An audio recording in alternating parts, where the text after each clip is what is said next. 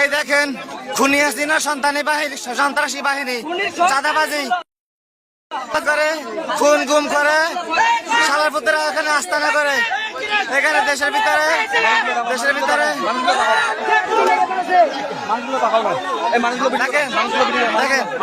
দেখেন আমাদের একজন ব্যবসায়ী ভাইকে তারা নির্মম ভাবে মেরেছে।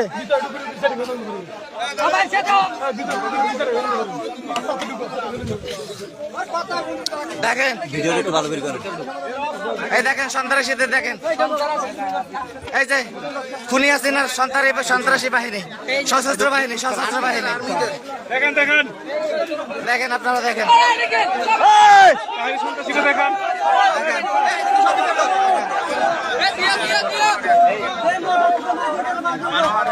দেখেন এখানে ক্যাম্প করে, এখানে আস্তানা করে।